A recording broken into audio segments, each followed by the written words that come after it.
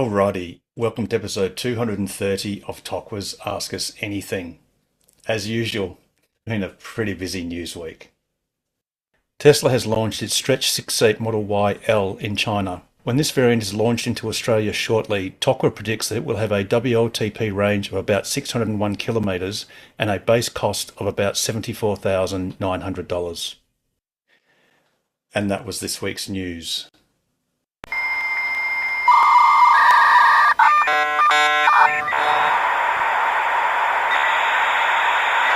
Indeed it was, and once again, welcome to the program. Alrighty, if there's anyone who is new and is comfortable in doing so, please unmute and say hello.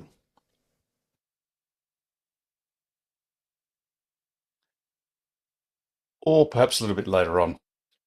Yes, obviously the big news. Oh, and there were some other bits of news. It appears that FSD supervised is inexorably coming closer to us, since there have been reports of Tesla employees in Japan using it, which is sort of interesting. So I guess it's really just a matter of time before there are reports of Tesla employees in Australia using it as well.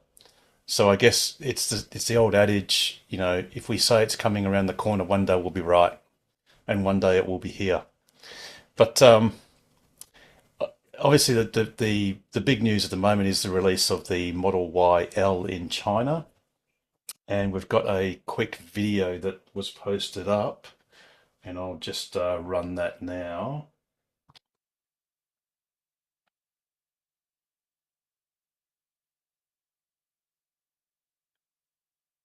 Or not.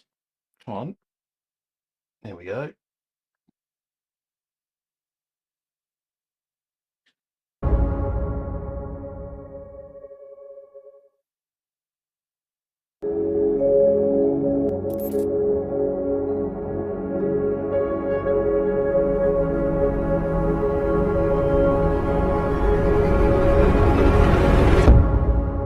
Unfortunately, this video is a little bit jerky, but one of the notable things is you can see the captain's chairs in the middle row, and they've actually got motorized armrests.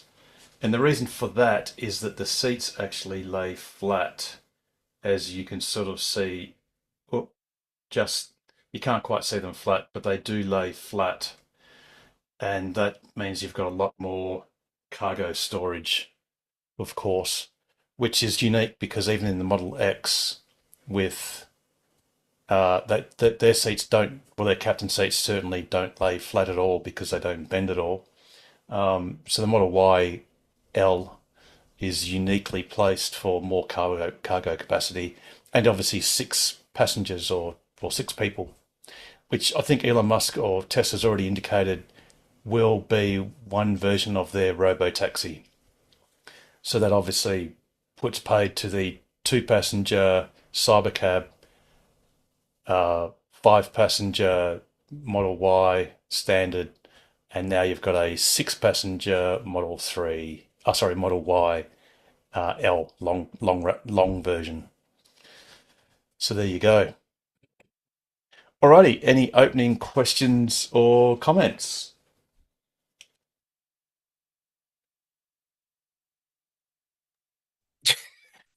All right, so that was the show. Um, Gonna say it's a Pete, that, how would you round out an awesome show like this as if I didn't already know? it's, Actually, not is he even? I unfortunately. don't think Pete's here. Pete's not even with us at the moment. So, No. Oh no, no Pete. dearie me. All right, is anyone anyone got a question, or we could just go to bed super duper early? I'm just sort of saying with Hi. that Model Y, that looks bloody awesome, man. I think they're gonna sell heaps. Even I was Yes, thinking, oh, if they do a performance version of that with a bigger battery, ooh, yes, and in fact, what I might do is just bring up the Chinese website. So let's just do that. So these are some of the internal images. So you can see the captain's chairs in the middle row, and then there's your motorized armrests. And again, that they motorize that so you can then lay them all flat automatically without having to have them impinge. and then that's your back row seats, which actually, from memory, have more legroom than the Model X third row seats. Definitely. In fact, Richard Chapman's in the room, and I'm sure he'll be able to attest to that. From my memory, that's much more legroom than Yeah, the then they're not super yeah, huge. It's generally the kids that go right in the back. Like the times when there have been seven of us, say we're going down to Mandurah, that kind of distance hour really. You probably don't want to go too much more unless you had to. Yep, exactly. And that's obviously the exterior shot in the best color that you can get in a Model Y L. Um, and the interior is the same. Actually, one thing that was featured in the interior, which I don't know if we can see it. It's always risky doing something impromptu, but there is a video going around, and I don't think you can see it on this one, whereby there is a vent in the gap between the two inductive phone chargers. You can't, oh yes, you might be able to there might be a hint of it. There's a gap here, which means that, and in that gap, they blow cool air. It might just be cabin air or it might be air conditioned air, but it's certainly cool at the least to cool down your phones when they're charging on the inductive charger, because obviously any one of us who have got a fairly new Model Y or 3, it's a bit of a bugbear whereby your phone always gets too hot and stops charging properly, Mm. which is a bit of a pain. So the there are videos going around where people have identified there's like a slot where air comes through when you're charging your phones, which is another incremental improvement, which is pretty cool. So yeah, so that's the Model Y L. Um, Something to look out for is obviously none of us know when this is going to be released in Australia. It is released in China. There's really no reason why it shouldn't get released in Australia fairly soon, because Shanghai is very good at doing left and right hand drive versions of anything, and there's really no difference to the front of the vehicle. So it's not like they have to somehow slowly transition to right hand drive. They could just make them straight away.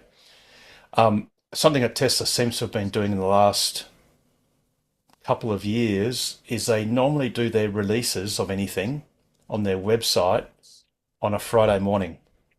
So who knows? It might be this Friday whereby we might get the Model Y L and also get the Model 3. I forget what the models. Plus, Oh, it was the, sorry, Paul? plus, I think. Plus, Yeah. yes. Yeah, that's it. And then, like Tokwa predicted, a price for the Model Y L of 74,900, I think it was. And that's just on the basis of converting the Chinese difference between the Model Y long range or all-wheel drive and the Model Y L, and that it's about an 8% difference. And like I said last week regarding the Model 3, the Tesla usually ends their price with a $900 increments. So the nearest $900 increment to that is 74,900. Colin, you got your hand up. Yeah, I was just going to say I'm quite interested in this Model YL if they just do it in a 5 seat version and just have for people who need extra cargo space in the back. Yeah, that's certainly not something they've released yet. Hmm. Uh, yeah, I guess you're right. You will get extra cargo capacity. Well, certainly with the seats, if they put standard middle row seats Yeah, just the same as the and you existing lay one. them Just put a flat, bench seat. yes. Yeah, Yep, yep, yeah, absolutely. because that's That my issue. Like I've got 3 young kids, and like we can just fit in the Model Y with when we go camping and stuff. But having a bit more capacity would be really useful. So yeah, something that just got just got more cargo in the back, it'd be great. I don't quite get the purpose of the captain's seats in the second row. Is that so that you can get to the third row Yeah, easier? Is that the exactly. intent? Exactly. Okay. Yep.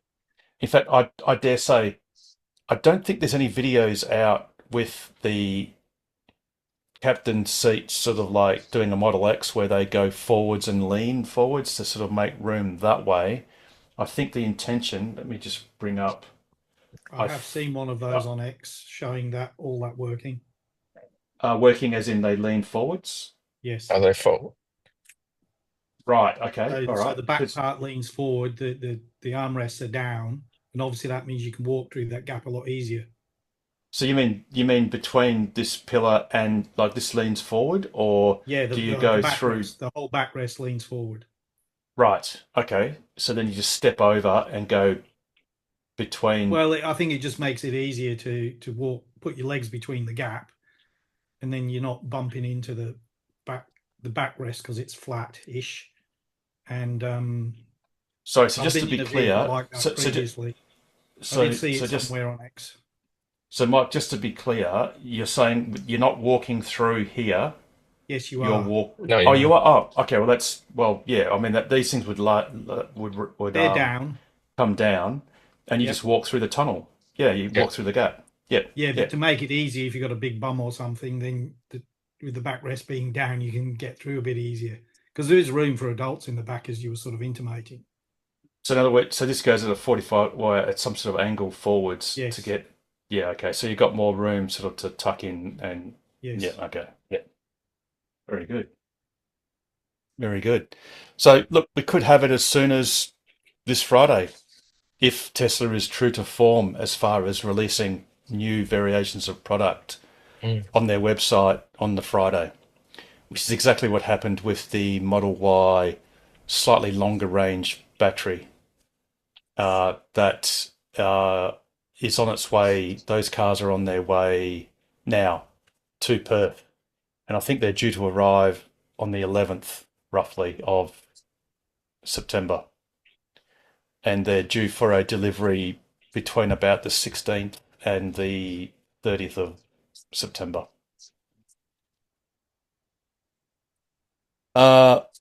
John, you got your hand up.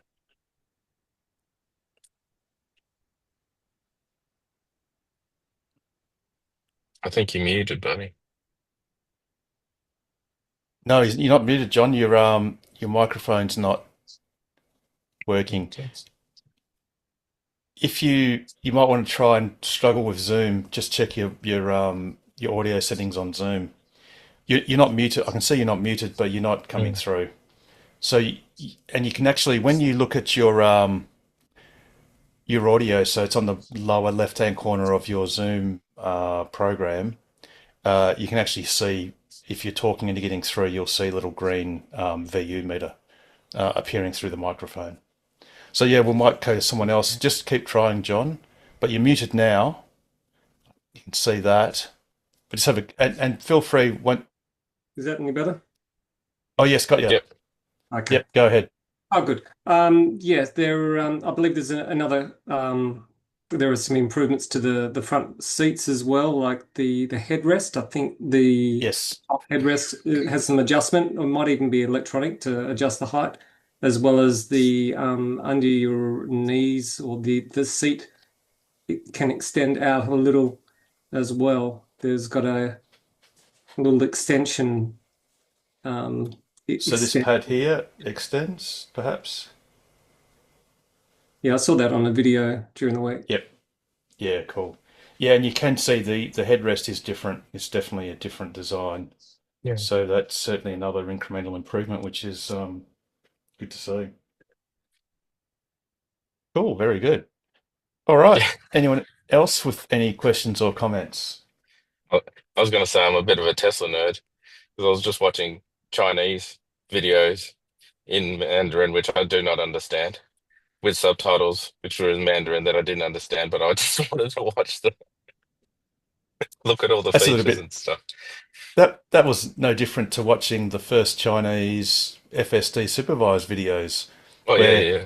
it didn't matter what they said. It was the pitch the rising pitches, they start getting pretty excited with some awesome things that it does do. Yeah. Which I don't know how that's going to come over in an Australian accent where you go, crikey, look at that. Holy shit, mate. You know, it'll be like watching Dashcams Australia, but for a good reason.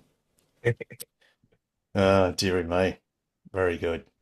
Yeah, so I'm Alrighty. thinking like there'll be, I think there'll be flood's the wrong word, but a little procession of models across the board, in the next 6 months. Because obviously there's this long range, this extended Y. There is the 3 Plus, which has the suspected upgrades we've been talking about for a while, including I did see a reference that the indicator stalk is actually a separate upgrade if you wanted it. $350, I'm assuming US, but I don't know whether that was the case or not. And As a retrofit to existing yes, I think that was the impression I got, because there's a lot of free Highland? stock around of existing, 2024 Model 3s or whatever you're calling them. And then also Elon was posting about what I call the short version of the Y, because that's the rumors, for the lower priced vehicle is a shorter D-featured Y, is all the rumors are still coalescing around that, which for us would be good, because I had to take some stuff down the tip today and it just could not go in the Model 3, so we had to get the old Mazda 3 out again and stick it on, because the 3, being a hatch, you've just got that extra height to pile crap into it. Yeah, that's the thing. I reckon Tesla would do well if they could be bothered to convert the Model 3 from having a boot to a hatch, Oh yes. so that the shape is the same, but you Yes. just don't have a parcel shelf, and Yep. the tail lift goes all the glass, everything moves in unison. That would be a great step forward. Because that was like my Mazda 6. That was the beauty about that car. I had that we changed to the Y. That's the main disadvantage with the 3, but it's the right size for us, and of course it's an excellent vehicle. And so that I would say we're thinking of getting rid of the Mazda 3 for a Y, but we just can't fit it in our full of junk garage. So a shorter one would be, even if it was like, I was figuring 200 mil shorter would be perfect. It would fit in. Yes, that's yeah. For some more space. That's in your garage, so you can put more cars in, but or just have more space in one of the cars, so you can have less cars. So that and the FSD Australia, I think we're going to have interesting next 6 months. You'll have some news every week almost. Yes, and like I said, it was particularly interesting when it was announced on X that Japanese Tesla employees were getting FSD in their cars, which is super interesting. And of course, Japan's a right-hand drive market, so same as us. So that would imply that a broader release, at least in Japan, is coming pretty soon. And just by extension, if you apply that to Australia, it's only a matter of time before it's probably announced that there are Tesla employees in Australia that are using it. And then, we'll all be sitting by, one morning we may wake up and there'll be a notification that there's a new software version. Or maybe it's just going to be a software switch, in which case we've already got the software and they just need to enable it. Who knows? For those who have purchased FSD. And I dare say, if you haven't purchased FSD, there'll be a lot of people going, oh, I hope my credit card's got $10,100 of clearance on it because I want to jump in on the bandwagon. So it's certainly going to be very, very interesting to see what happens in the next few, who knows, days, weeks, maybe Yes. months, probably weeks. And these Who Teslas are knows? like a drug. I like a drug because I see Ryan from Ryan's Model Y succumbed to a new Model Y for Oh, those who follow him. yes, but He poor old said Ryan. 3 weeks ago he wasn't going to do it. 3 weeks ago. Yeah, but poor Ryan, he sort of actually came down. He went from having a superior previous version to Tesla to going to a compromised black interior, which he prefers white, standard range, I think it was. Yep. And I'm thinking, oh, I don't know. Life's too short to compromise to that extent because One of us you aren't can't just flip financially. cars. Yeah, I mean, he got Yeah. tons off for his referrals, and some of us don't have the financials to go for the full business on a wide. Yes, that's right. So Yeah, I think yeah. that's why he didn't want to. That was the main reason. And then, for whatever reason, somebody's convinced him because of his YouTube channel. getting a Yeah, that's new one. right. It's probably a The business YouTube. deduction for him. Ooh, not financial advice. You'd have to see your accountant, and a good one at that, or possibly your lawyer, even better. If if the accountant's advice falls through. But yeah, indeed. So there are people that are stretching to the new model, and obviously, as Tom Drew, as far as FSD is concerned, supervised in Australia, he did certainly say that initially it would be hardware for cars. So for a Model 3, that is the Highland, the new shape. Yeah. And for Model Ys, it's the old shape, certainly the new shape, but it's the old shape built after about March, April last year, approximately. And again, if you're not sure, just click on the software section of your car. And I think if you go other details or further details, it'll say AI 3 or AI 4. And obviously we do know that Tesla's going to bring out what's called a quantized version of full self-driving of the FSD model for hardware 3 cars. And the quantized just means they, rather than having higher resolution in their calculations and in computer engineering terms, that could be whether it's a 32-bit number, a 16-bit number, an 8-bit number, or even a 4-bit number. It just means there's less resolution. The actual whole number is the same size. It's just more chunky as you get less bits. But by doing that, your overall model can shrink down, and the microprocessors that are dealing with all that information can actually calculate it quicker. And usually, the overall loss in ability is, if you do it correct, well, is quite low and probably acceptable. So please, if you do have an older 3 or a Model Y, don't fret unnecessarily. It probably will come. And even if that eventually requires an upgrade to your computer, if you've paid for FSD, that will come for free. It's just a matter of whether that needs to happen sometime in the future. So there might be like a 6 or 12 month delay for the older vehicles.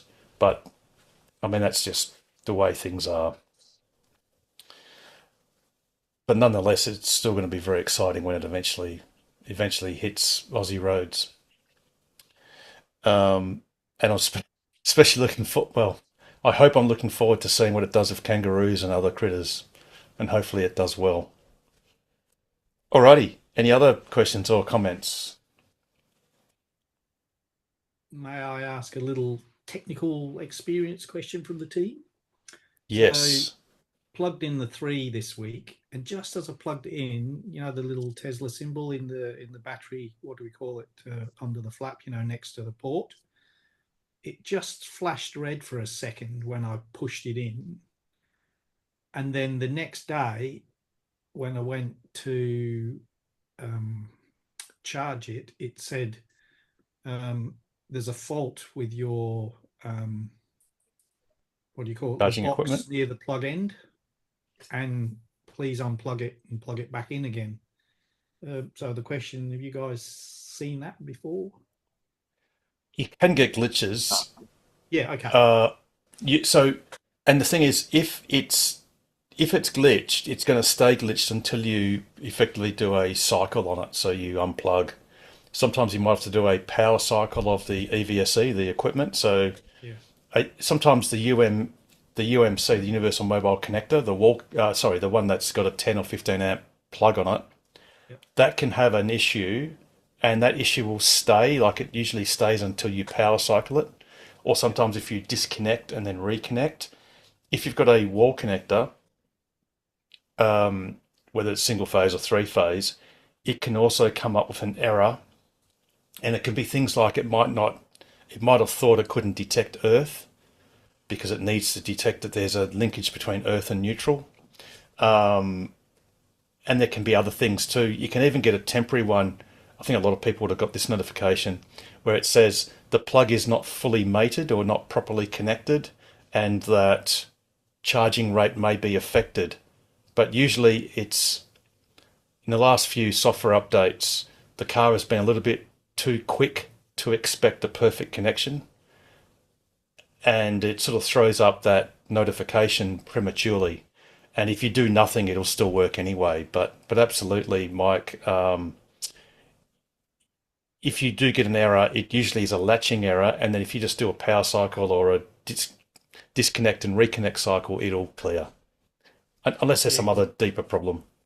Yeah, it sounds as though there's like a decent relay in that, because when you plug it in, I mean, it's across the other side of the garage, but you can hear it clicking over at in the box that's on the Yes. tail, you know. So there must be a decent relay in there, and at some point they're unreliable pieces of equipment, frankly. But anyway, Yeah, indeed. It is, except it's the only device that can usually guarantee isolation. Anything that's yeah, solid state can fuse often in a closed position or a closed state. So yeah. yeah, it is what it is. I But just in wonder essence, whether, these things are just intelligent light switches. That's all they yeah, are. They don't control anything. They just tell the car what to do. yeah, it was just because of my car, it'll be coming up for the end of its primary warranty in March. So Yep. if there's like something that's starting to fail there, I thought, maybe I should just ask them. But I thought I'd ask you guys first. Yeah, no worries. I mean, look, you can easily get charge port glitches because if you think about it, the charge port's a fairly dirty environment. I mean, there is the flap, but you get dust and moisture and well, even water for that matter. And you are relying on contact between two metal surfaces. Uh, so you can get a slight bit of variability, but no, I think you're all good.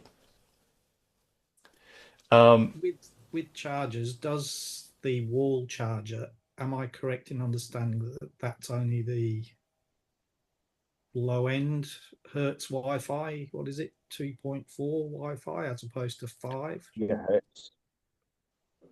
I th I don't know to be Because that's what it perfectly. looked like on the Tesla site, because I was sort of sniffing around there again. And it put me off, because who the hell uses 2.4 anymore unless you really have to, right? So Well, yeah, it is except better for some reasons. the issue. I mean, I presume all Wi-Fi access points have 2.4. Like you don't have ones that are exclusive. Well, maybe you can get ones that are exclusively 5 Now, point 5.6 or even whatever it is. 6 gigahertz if you have Wi-Fi 7. Hmm. But I think most of them fall back also and offer 2.4. 2.4 isn't obviously the fastest, far from it, but it absolutely has the best wave propagation properties. Yes. And Yeah. that's important because the problem with, well, only in my personal opinion, Mhm. a lamentable aspect of the modern wall connector is there is no Ethernet connection ability. So you're literally relying on Wi-Fi. So it's probably safe for Tesla to go for just a slow, steady 2.4 gigahertz frequency band, just to try and get better performance reliability, signal reliability. Because if these things, look, most of them at home, they don't talk to anything per se. They don't need to, but you can actually have two or up to four, I think, interlinked virtually, so they can share power. And to do that, they have to have pretty tight communication between each other. And there are also versions, well, the same unit can do this, whereby you charge people money for charging. So if you're a commercial business or hotel or whatever, and again, in order to do that, you need reliable communications to Yeah. authenticate the vehicle, whether it's a Tesla inherently authenticating or if it's a non-Tesla authenticating by the Tesla app. So yeah, and in my humble opinion, it would be great if there was an option to have an Ethernet connection to absolutely guarantee robustness of service, but I guess it costs a few dozen cents, or maybe a couple of dollars, and Tesla's judged that it's not essential. Yep. No, it'd be good if you could switch between both, like most routers and stuff do these days. Because we got done at work. We had people who'd cracked our Wi-Fi password and were sitting in the car park downloading porn and stuff off the company thing.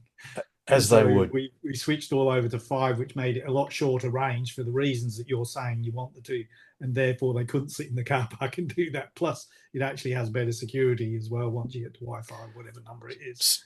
Speaking of which, if you are or were an IINet customer, Yes. there are a number of them in the data breach whereby the password to the presumably IINet provided router/router, whatever, modem, it was part of the data breach. And that can become very interesting, because if you get access to someone's modem externally, you can do very interesting things. And the worst thing you can do, the most dangerous thing to the owner of that modem, is to change the domain name server location. Because that's the bit, if you put in iinet.net.au, the modem looks up, or your computer looks up, the suggested domain name server, and that's what changes the English text of the website to an IP address. And if a hacker has hacked it to their own DNS server, just DNS, then you can tap in Westpac or whatever bank, and it will go through to their own website, and your web browser will not know the difference, and everything will spell correctly and be correct. It will just not be their website. So yeah, just a quick aside, if you're an IINet customer, and even if you're a former customer, sadly, like most businesses, IINet has loyally kept or diligently kept all that information. So yeah, security is something that we're sort of lacking these days. Yeah, well, I was in, shall we say, an audit role which covered all types of business, including IT. And, the favourite phrase is with IT, it's only a matter of time. Yes, indeed. Absolutely. Alrighty. Any other questions or comments before I throw to just a little anecdote that I came up with a couple of days ago? There's going to be something. All right. Okay. If you got nothing for now. Hey guys, how are yes. Very good. Shane. Can you hear me? Yes, got you. All right, cool. So just something that I touched on probably 2 years ago. So my daughters love the Tesla. They go in there, they call it their theatre room, and the youngest one plays games on it. See these two little marks on the concrete? Yep. Yeah. That's Buggy, whatever it's called, Buggy Racer. Yep, that's the one. So just want to let any newbies that have just bought Teslas and did the same thing, just be aware that doing that will wear out tires. Hasn't been an issue, but yeah, just wanted to let you know, because I came in and went, what is that mark? What is that? What is that? And then I realized that's what they were doing. So anyway. And if it's on a piece of grass, it'll just chew the grass up and start digging a hole into the turf. Yeah. I don't know whether you've concrete. I don't know whether you could try something like 2 sheets of cardboard, or you could try and get really flash and get a bit of Teflon or something, and Teflon whatever, and do that. Put that under the tires for that purpose. Yeah. Or they jack the car up. I don't know. Box or something. Yeah. A couple of cheap cutting boards. Stay out of my car. Exactly. So a couple of cheap what, Mike? Cutting boards, Yeah. Yes, plastic ones. Yeah. Right. Yep. Like Actually, I reckon Tesla Tesla should actually offer something where it's like you sort of drive up on it, and it's sort of hasn't got bearings, but well, the equivalent of sort of some sort of bearing of some sort for Yeah. that distinct purpose. Yeah, that's it. I was told that before we bought the Tesla, someone who was a Tesla guru said, "Oh, it disconnects from the tires." So, no, it doesn't. Actually, what Tesla should do is they should actually, while you're playing that game, they should use the power steering motor to lock the wheels. Yeah. And then the steering wheel will only have like a little bit of play because it always has a little bit of force sort of play, and just use the force action, which you can measure, rather than allowing the wheels to actually turn. I mean, that wouldn't be all that difficult while you're playing that game. Yeah. So that would have, and even if it just moves just a little bit, as long as you just get the flex in the sidewalls, rather than actually scrubbing the tread. So, Exactly. Yeah. Exactly. oh, No, Elon, if you're listening, there's another feature request, there's the or just evidence delete, right there. or just yeah. Oh no, and yeah, how much does that concrete cost you? Yeah, don't want to go there. It's an investment, Shane. It It's is an an investment in your house That's to right. make it a home. That's right. Exactly. Anyway, all Uh, good. dearie me. Jeez. Alrighty. Any other sad stories of black marks on driveways or or any other questions? You were just mentioning feature requests. I thought I saw a post on X which said that it looked like Tesla were going to allow feature requests from members of public for improvement. Don't know whether you saw that on X. Yep. They You had to be an owner. Yeah, sure. Yeah. Yeah. But that's interesting because can you imagine what they'll be inundated with all sorts of stuff like Yeah, I let's sent not stuff have our straight away. steering wheel moved when we're playing that game. Yeah. Yeah, I was like, yeah, I want to be able to control the fan speed on my mobile app. That's what I want. yes. Yep. And look, there's a multitude of features. I mean, I'm sure a lot of people would be wanting to have things like Waze on the screen as an option, you know. And there's so many other things that you could ask for that would be useful, you know, which I guess is what makes software so difficult to handle because there's just so many permutations and combinations of feature requests. Very good. All right. Anything else? Any other questions? Sorry to Oh, keep asking, but oh, I've always got tons of questions. So did yeah, Tesla go on. in Aussie Park keep little spare parts? Because I broke one of my fruit liner clips this week. Before I wander down there, do they keep that sort of thing? Or do you have to like order it through the app? You know what I mean, don't you? The fruit liner. So I pulled it out just to see if there was any detritus in there from the recent storms and stuff. Oh, you mean the metal bit that goes onto the plastic bit of the nipple that goes into the that clips in, you mean? Well, when you take out that line, that big plastic liner with the front boot in it, Yep. there's some 3 little clips around the edge that Yep. just locate that before you put the bolts in, Yeah. and one of them broke, probably because I was Yep. pushing it too hard or something. Although it did seem as though it had been damaged. Anyway, so it's just snapped off, and so I need a new one. It's not a big deal. Nothing's rattling. It's just one of them out of 3. But I Yep. just wonder, can I just roll down there, and is it the sort of thing do they keep in stock, little bits and pieces like that, or do you have to order it and you wait a I month do. or something? Anybody They probably experience won't that? like us saying this, but you could just go there and just ask. Yeah, that's Yeah. what I wondered. What Is the that way you buy it, the way you actually do it is you then have to raise a service request yes, just so that they have a means of billing you right? because they don't have a FPOS machine or anything like that that they can do casual invoicing or receipts for. Yep, Uh, all good. yeah, yeah. Just I wondered mean, whether you guys had bought little bits and pieces over time. yeah, I have. I bought it's actually a Model X part, but it's a brake a trailer brake controller plug and loom. It's a tail. So you then solder on your brake controller to this tail, which just has your plus 12 volts ground and your control wire for your electric brakes for a caravan or a trailer. So yeah, I went to O'Connor this time and just asked for it. They sort of looked it up.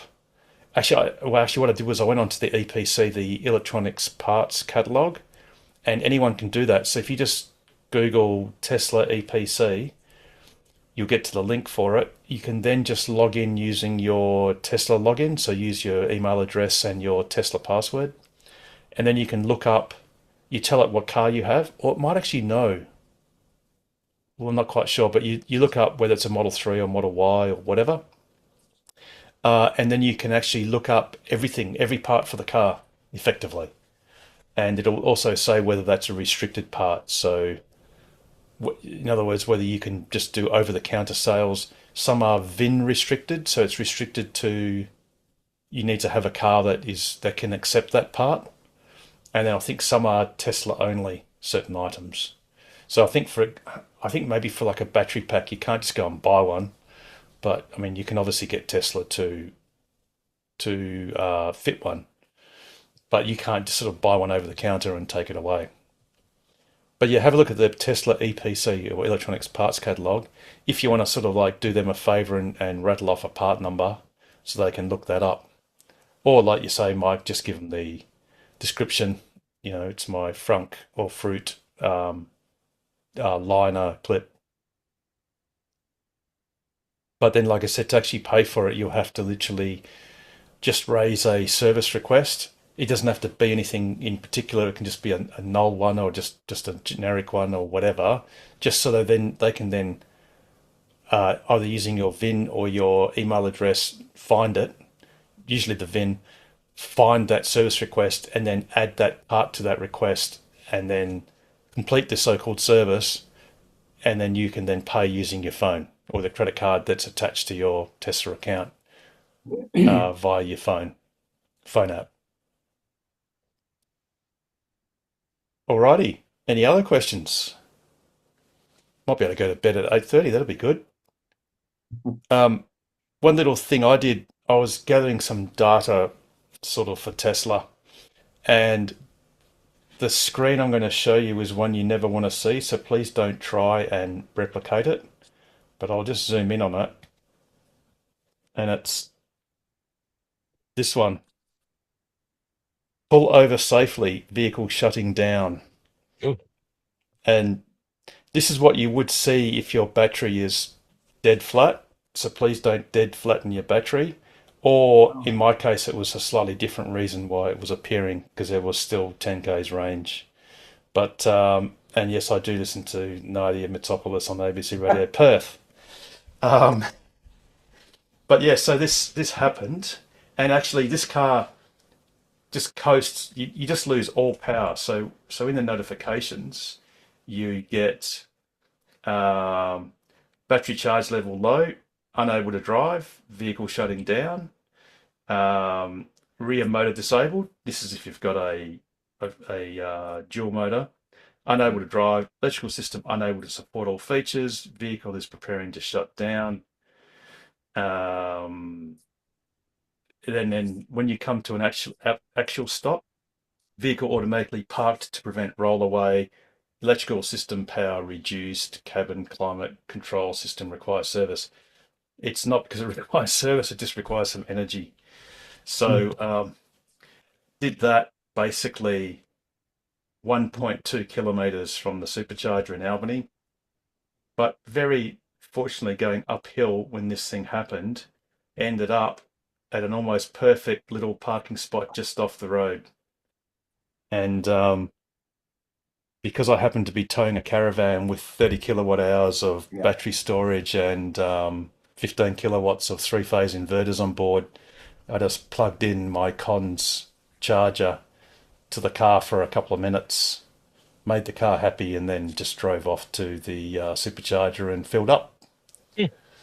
So So there you go. But yes, please don't do it, kids, because when the car says unable to drive, pull over safely, it's when it says that, it's because the power has been cut off from the motors, and you are just using momentum to keep moving. So you do, well, you don't have to pull over, but the car's going to come to a stop eventually anyway. So yeah, a little bit of excitement down in Albany yesterday. I thought that thing you were towing around was your accommodation, but it's actually a spare battery, isn't it? Yes, indeed, and it's also a great means of rapidly flattening a battery. So you don't, rather than having to drive, 350 kilometers, I only had to drive 150, not even. And yeah, it's also a great way of using a lot of power in the battery as well, because you've got all that extra about 1.6 tons of momentum for the car to bite into. But anyway, it's yeah, that was my little bit of excitement. And yeah, big shout out to Jason Stanley, where I stayed at his abode in Denmark. Which, if Richard's still with us, I think Richard, you're going down there sometime soon, so that'll be pretty cool. And you can see the setup there. Alrighty. So, Harold, what batteries have you got in the van? What type of battery is that? Oh, they are Go Bell. It's a Chinese company called Go Bell, Gobel. I came about them from a YouTube channel called the Off Grid Garage, and he's a German gentleman, expat German living in somewhere north of Brisbane, Gold Coast or somewhere that way, and he's right into off-grid stuff and Victron inverters and all that sort of stuff. So yeah, there's two 15 kilowatt hour batteries, Go Bell batteries. They're 50 volt lithium batteries with full BMS battery management system and all that sort of stuff.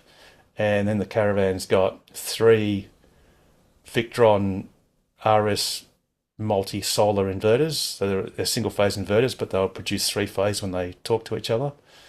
And yeah, it's all kitted out.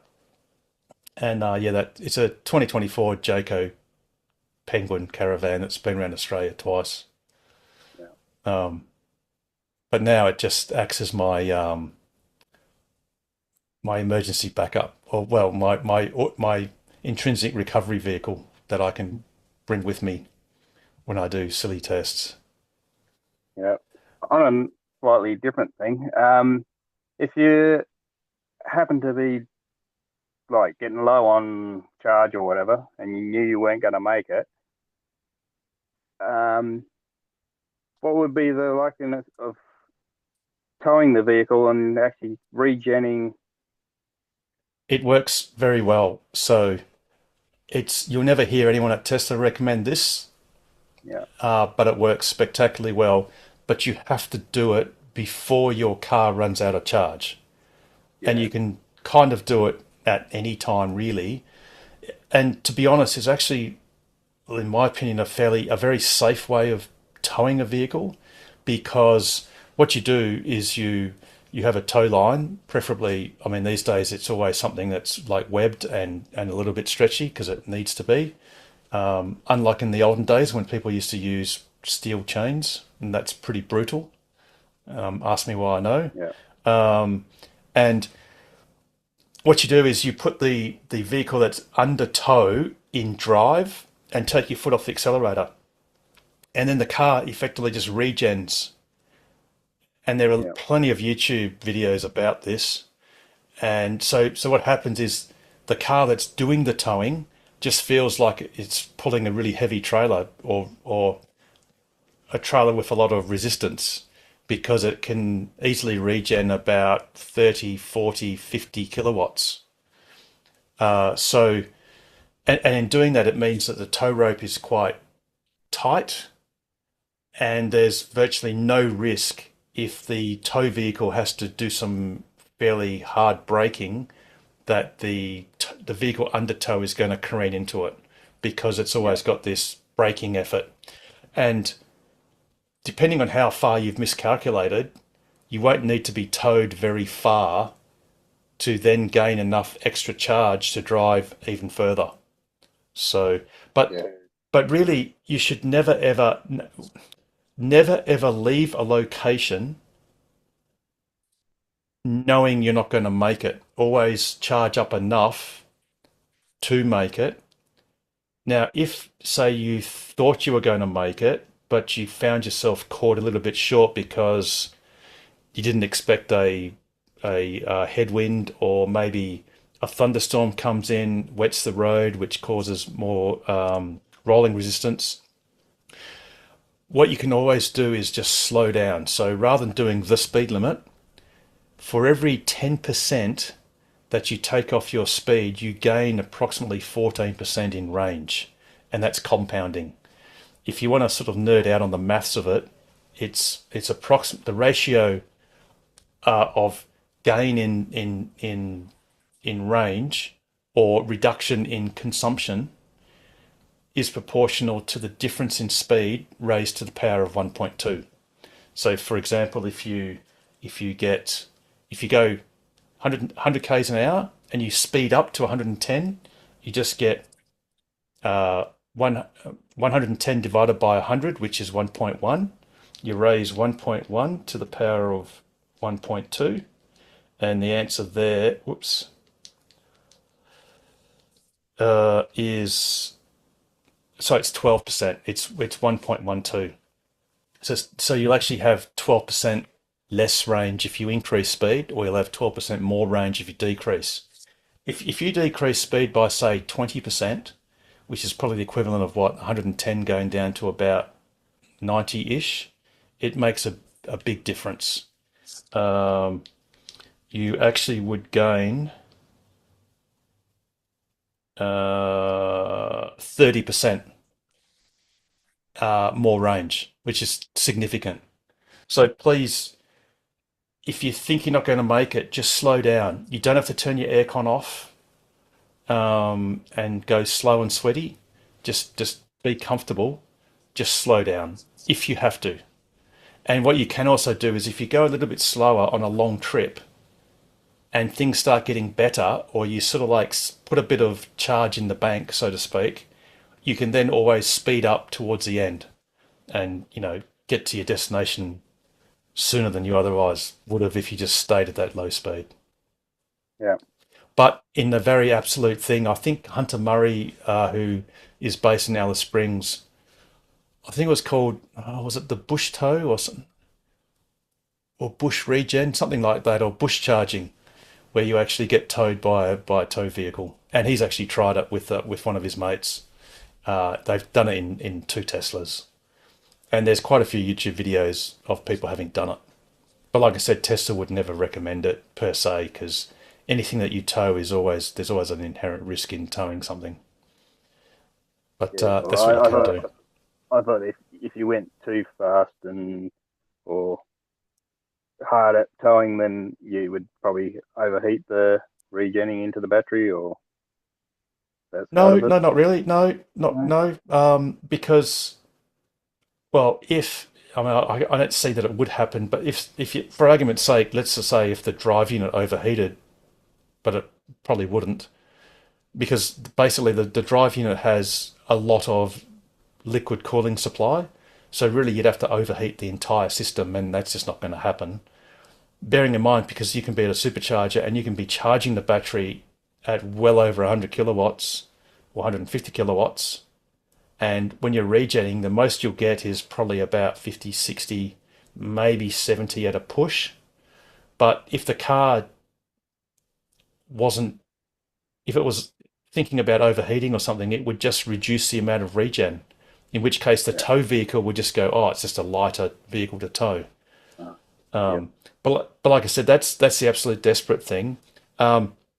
If you were, for example, doing what I've been doing, like towing a caravan or a trailer, and sometimes people have a box trailer and not realize if they put some complex object on the back of the box trailer, the aerodynamic disruption will dramatically reduce efficiency and increase consumption and reduce your range. And if that happens and there's not much you can do about it, always remember, I have never had to do this, but always remember if you're towing something and you're not going to make it to a fast DC charger or something, just disconnect your Drop the trailer, safely park it somewhere, secure it, Yeah. drive your car to the charger, charge up, come back, pick up your trailer, and then go back to the charger. It's super. And sometimes people might not see that forest for the trees. They sort of, it just doesn't occur to them, and they'll just keep on trying to flog a dead horse and end up Yeah. stranded. And on the couple of laps I was doing with the trailer, that was always I always put that to the front of my mind is, regardless of how bad it gets, you can always drop the trailer, and when you do that, you'll get twice the range on whatever's left over, and then everything will be okay. Alrighty. Let's see if we can make it to the 1 hour mark before we go to bed. Any other questions or comments? I saw a post on X that was referring to you this week, Harold. I think it's your pinned post of your map around Australia and what you described. So there was a American saying, I've been around, people who say, it was something like, people who say EVs can't go anywhere are wrong, because I've been around like America and Canada, whatever, 4 times, and somebody posted, that's nothing. This Aussie guy, he's been in Australia 10 times. Something like that. Australia breeds a definitely superior class of idiot that will drive around the world's smallest continent and biggest island 10 times just because he can. Yes. And mind you, that car that I featured, with the shutdown, whatever, that's done it 7 times. So, and that's why it's done 193,000 kilometres now in 2.5 years. But yeah, right. Yeah. Sometimes I do notice some people do trot out, well, not trot out, but they do repost or refer to that pinned post, which is cool because it's just intended, like, I do it so you don't have to. And anyone that says you can't use an electric car to do long distance trips, well, you just read those locations on the pin post, averaging 1,500 Ks a day over 9 days. But anyway, yeah, thanks, Mike, for the shout out. I did see that. And then it usually often brings up another topic, which is the size comparison between Australia and, the United States and et cetera, and Europe, where you can drive for 10 minutes in Europe and go through 3 countries, and in Australia you can drive for several days and not go through one state. But yeah, it's all good. But do you see if somebody posts one of your posts? Because I'm new to X relatively, like my dad. No, I don't quite know how it works. Sometimes I'll say someone mentioned you in a post or something. I think that's how it goes. I did see that. Yeah. Maybe that's how I get the notification. I think because it's sort of like a quote post or a repost with a comment. Yeah, so I do see that. I haven't figured out how to do that yet. Yeah. Oh, you just got it. Well, when you're on X, yeah, you can just literally find a post and you can just retweet it, which a lot of people do, or you can retweet it with a comment. So you can, and your comment appears at the top, and then the retweet is beneath. But I guess you can also quote it or include the link to it in a reply to someone else. So you can reply to someone else and then effectively copy the link of whatever post you want to refer to, include that in your reply, and it just puts it at the bottom of the reply. So you can do, there's lots of different things you can do on X. I think Colin's waiting. Colin. Thanks, guys. You might remember a couple of weeks ago, I asked if anyone else was having a lot of problems with their phone reconnecting to their car with Bluetooth. I'm still having, it's not connecting probably 95% of the time. It's not all the time, so it's not 100% broken, but it's really driving me bonkers at the moment. Has anyone, I've told the car to forget the phone and reconnected it. Any other suggestions of stuff I could try? Is it an iPhone or is it an Android? iPhone 12.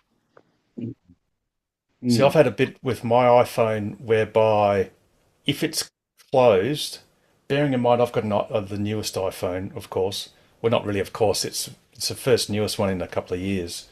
But I don't know if it makes any difference, but I've also turned off the background energy wasting dim screen version of it. So when mine's off, it's off as like completely. Whoop, sorry, it's off like just dark.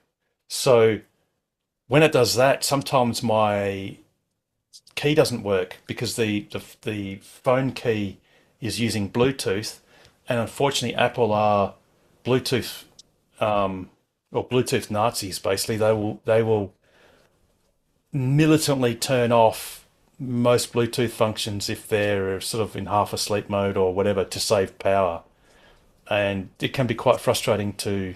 You can come up to your door and it won't open.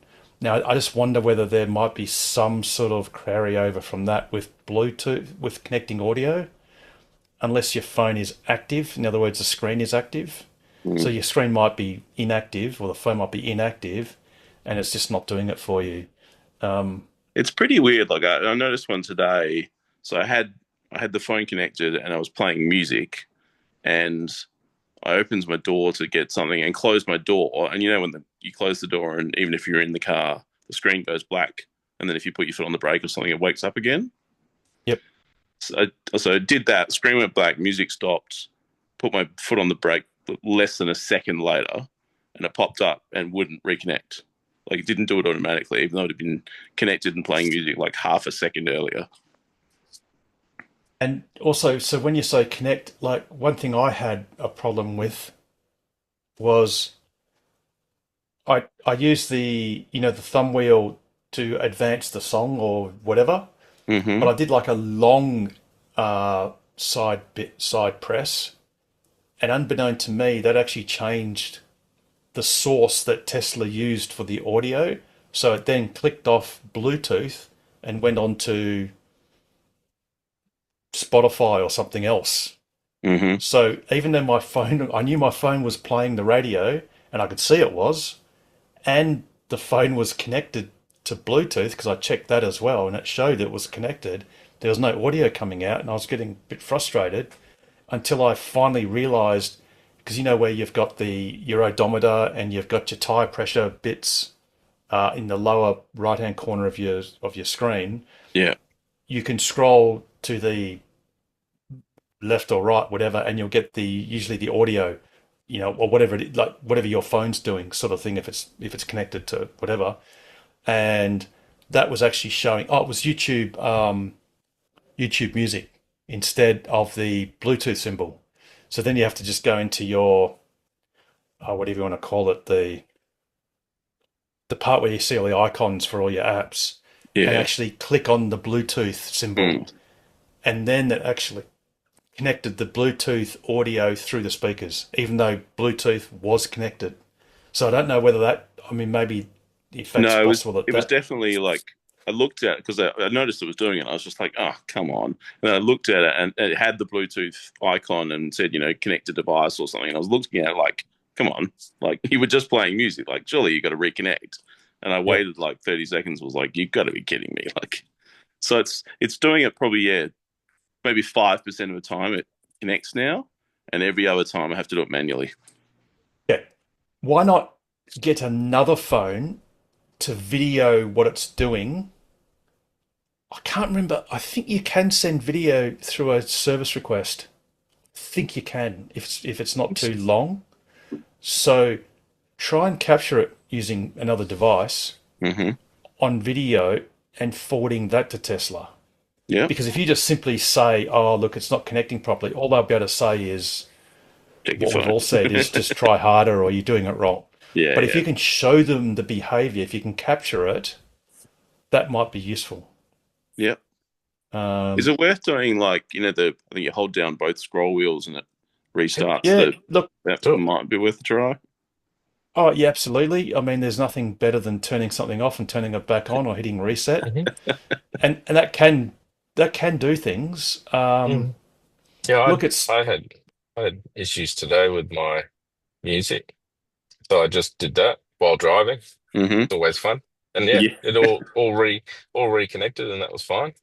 You get pulled with over for speeding, and you go, "I don't even know what speed I was doing, officer," because you the you can screen put it was in blank. autopilot first, do that, and it's still driving in autopilot. So you're doing the correct Yeah, but if speed. you get a nag and you don't see the notification, you could get struck Oh, out. I've got it that I'm looking forward and all that stuff, so I'm doing the right thing. So, but with my old iPhone, because I got a 15 Pro, um, the old one, I had to turn it off and on, like power cycle it a couple of times, and that seemed to fix it as well. So I don't know if you've done that yet. That's the Yeah. other thing, Colin. Do power cycle your phone because it Mm. could even be it. Yeah. Because Mm. I've had weird stuff happen to my phone and I've had to resort to power cycling it and they just cleared it up instantly.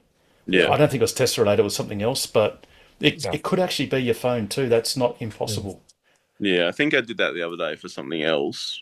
So that hasn't fixed it there. But yeah, I'll try resetting everything I can think of. Yeah, and Good luck. and then also if it still persists, try and capture it on video and submit that to Tesla as a service request.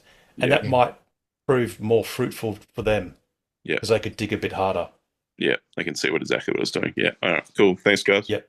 Cool, no worries. Say, Colin, it's not particularly helpful, but my wife has the iPhone 12 as well, and no issues. Mm-hmm.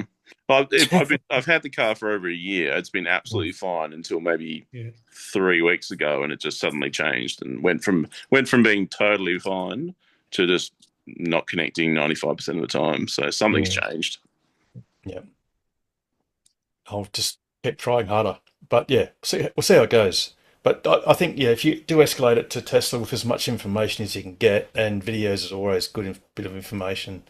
Yeah. Fingers crossed that might push it over the line. Are you far from Tesla's 2 centres, Colin? Because if it's doing it 95%, you could probably go there and sit out the front and make it do it. Yeah, I'm living in Bunbury at the moment, so it's a bit of a trek. Sorry, yeah. Okay. Yep. All good. I don't know, Colin, just go for a drive. Geez, mate, I came up from Denmark today, so, come on, harden up. I did it to O'Connor a couple of weeks ago for us to get it service done. It's doable. Yeah, it's just true. a bit of a pain in the ass. It is. No, it definitely is. I'll have a look on the Mrs.'s 12 and see if there's any particular settings, and maybe next week we can communicate, see if there's anything I find. Thanks. Alrighty. Any other questions or comments? Shall I do my rocket report, because it's a very important time coming up, people, for those who like their rockets? Yes, I might just use that opportunity just to hop out for just 2 seconds. But definitely. And Elon, in theory, is going to make a speech in the next couple of days. Yes, that's exactly right. Do go and regale us with some rocketry. So for those who don't know, the Fearless big rocket, the Starship and the booster, rain permitting and weather permitting, will light up again on Monday, our time, Monday morning. And this is actually quite an important flight. If you haven't been following it, they've had 3 ship failures in a row, all different reasons, and you can go to the SpaceX site and this is what's good about SpaceX. They tell you exactly what's going on, which is not the case for many of the others. So in theory, this is going to go up and all work well, and let some dumb links, as they're called, so pretend new Starlinks from its hatch, and do its engine relight, and in theory come down to a landing in the Indian Ocean. And hopefully they've got some new bits for the heat shield. And as they've had 3 failures in a row, this is, they've basically lost 8 months. So this is important that they get this one. But apparently Elon's going to give an update before the flight, he said, on what the status going forward is. So for those who are interested in that, next few days are going to be interesting. And so when was the launch date? Is that the 24th? Monday morning, be about 7:30 our time, give or take a bit. There's plenty of YouTubes. SpaceX will cover it themselves, but there are other YouTubers. I follow NASA Spaceflight, all one word, or NSF. They're good. So you say Monday, so that's the 25th? Yes. This coming Monday? Yeah, it's the 24th when you look on SpaceX site, but that's because it's afternoon Sunday, their time. And they're going to do a splashdown over the Pilbara off WA. Yeah, Indian Ocean. Again? Yes, in fact, the Yep. ships, the recovery ships, have already left Exmouth and they're on the way. Yeah, cool. And so if it gets that far, as I say, for separate reasons, the last 3 ships have failed. I mean, it was Yeah. actually a relatively minor one, the last one. Again, I won't bore everybody because this is a Tesla forum, but if you go to the SpaceX site, they've got on the, where is it? It's called updates under wherever section it is on their site, and it tells you all the ins and outs of what happened if you like that sort of thing. As an engineer, some of us do. You were an engineer, I think, Harold. So some of us like that sort of thing. Yeah, it's a bit of a risky demographic as far as Tesla owners, because a lot of engineers buy them. Yes. Yeah, we know how things work and what's good. Exactly.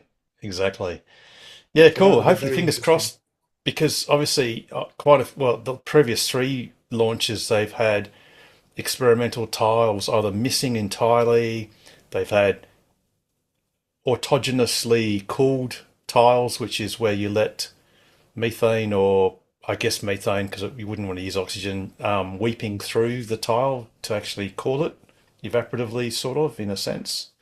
And other materials that they've used experimentally to see what how they can push the limit of physics, which is exactly what Elon Musk always insists is that's the only rule you can't break, is the law of physics, and everything else is optional.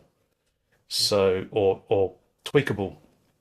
No, it's So very yeah, interesting how they work. You know, I've worked with a couple of firms, a bit entrepreneurial like these. So I've seen what good looks like. And, you know, they lost their test facility due to an explosion, a month a bit ago now. And they managed to jury rig some temporaries on their existing launch mount, and, you know, just threw it all together. This sort of stuff is impossible for the traditional space industry and groups like NASA.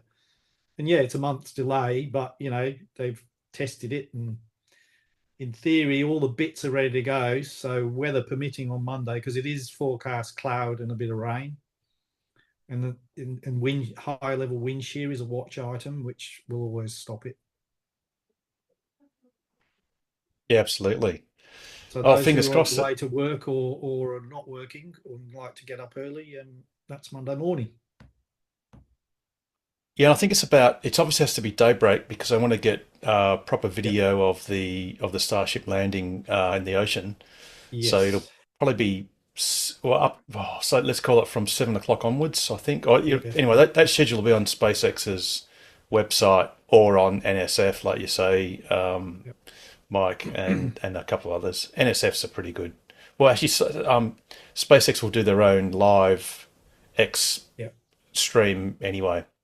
Yeah. Which would almost always universally be entertaining, no matter what the outcome, as long as it just doesn't blow up on the pad. That's the only thing Elon prays doesn't happen ever, because stage 0, which is the pad, is the most expensive bit to fix.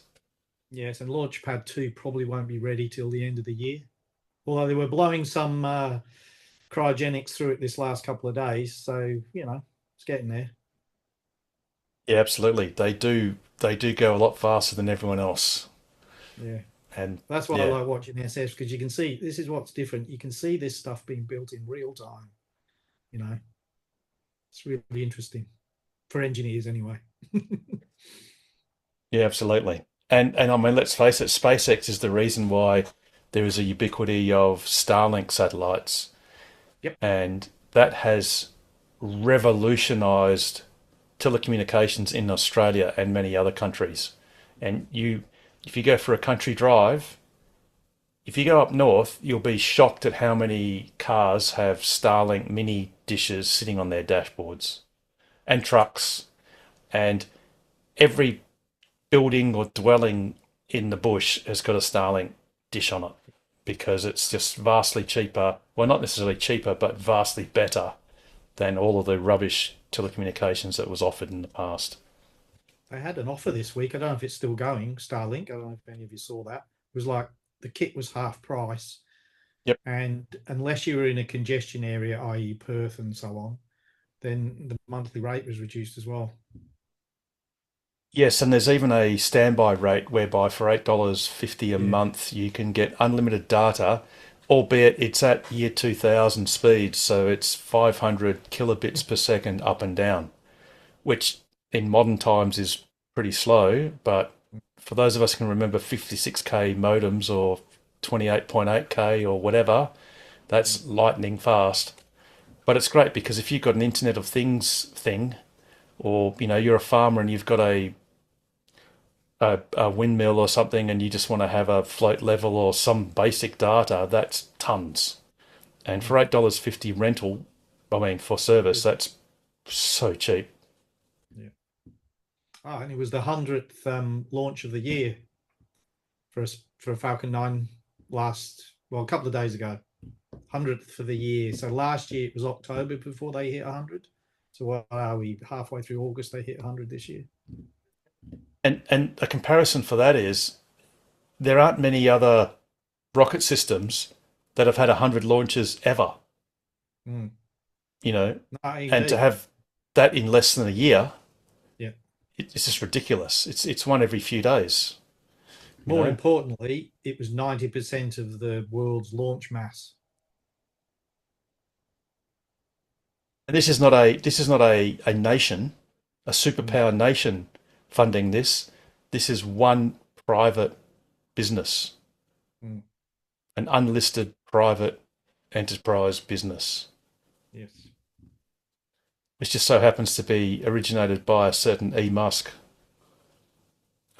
Yes, I was trying to get Grok to make a picture of my Tesla 3 on the moon, but it was actually bloody useless. Frankly, it wouldn't do it. So, no, because it knows your 3 can't be on the moon because I don't know, you're using it. Yeah, something like that. Very good. Alrighty. Any other questions or comments, or we might get to go early. Oh, I think we might be all pretty good. Yeah, Pete's not with us. He's away. He's fled the country for a little bit to a secret location. So I'd have to do Pete's outro. All right. So yeah. So last drinks. Anyone got any question, comment before we go? Just in case. No, I think we're pretty good. Okay, so I would normally ask Pete how he would take out an awesome show like this as if I didn't already know, and to that he would reply, as always, stay safe, stay sustainable, and stay ahead of the curve. And to that I would traditionally answer, and the best way to do that is buy a Tesla, join TOCWA, and ask us anything about accelerating the world's transition to sustainable energy and abundance. Have a wonderful week, everybody, and I really do look forward to seeing you on next week's episode of TOCWA's Ask Us Anything. Good night, everyone. Hello, Carmen. Goodbye. Yes, hi. Am I late Hi, or is the yeah, time but wrong? you're a little bit late. All right. We can do a little quickie. So yeah, so we were just doing the outro, but yeah, any bits of news from your end, Carmen, before we go? No, Or no, no? not really. Not really. Kathy All going. Wood's doing pretty well at ARC. I think she's bought up quite a few more Tesla shares and is pretty Oh, happy about really? Tesla. Yeah, Oh, yep, absolutely. And I need to check that out. yes, indeed. All right. Okay. Well, yeah, I did sort of, yeah, let's just look forward to seeing Next you all year, next next, week. yes. Next week. And once again, And at Jason's next month. Yeah, so I did hear that, but yeah, I was putting the kids to bed at this time. actually, what I'll do, since you said that, I'm just going to put up, and I have got them. Let me just bear with me on this very much overtime version of the show. If I just go refresh, and because Windows is so useless, I know. because it hides all the normal features, what you will see, Richard, is not just you definitely won't see this caravan and this car being charged by the said caravan. But what you'll see is, whoops, if this will go forward one image, That's Tesla very good. Strasser. And That's for brilliant. all those purebred Aussies who only know English, it's not Tesla Strabby, it's Tesla Strasser. And Oh, that's a authentic replica of the street sign at Giga Berlin in Brandenburg. Brilliant.